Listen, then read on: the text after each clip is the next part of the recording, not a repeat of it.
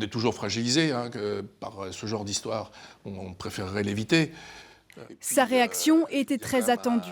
Face aux médias, François Cuyandre a affirmé que non, il ne savait pas que son adjoint Alain Masson percevait près de 3 500 € par mois non déclarés au fisc, en plus de ses indemnités d'élu. Est-ce que vous savez tout sur vos amis, vous? Ben non, il y a toujours une part cachée dans l'être humain.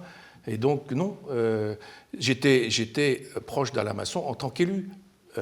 En tant que personne privée, c'était autre chose.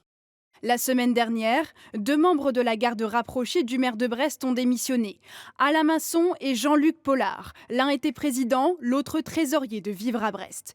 Une association à laquelle les élus du Parti socialiste de la ville ont versé leurs indemnités pendant 30 ans pour qu'elles soient redistribuées. François Cuyandre, lui, ne participait plus à ce dispositif depuis sa première élection à la fonction de maire en 2001. Mais il continue de défendre ce système, pourtant interrompu l'an dernier après un changement de la loi. Ce système, qui n'a enlevé aucun centime au budget de la ville de Brest, permettait à des élus adjoints, donc ayant une indemnité, de compenser financièrement des conseillers municipaux qui passaient beaucoup de temps. Les élus municipaux passent beaucoup de temps dans leurs fonctions et qui n'avaient pas d'indemnité. Ces sommes n'ont pas été prises sur le budget de la ville de Brest, ces sommes ont été prises sur les indemnités, la caisse commune versée par les élus. Ceux qui sont lésés dans cette affaire, ce sont les autres élus socialistes.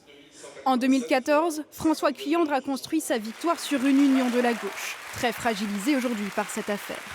Pour l'heure, le maire refuse de se prononcer sur une candidature aux prochaines municipales.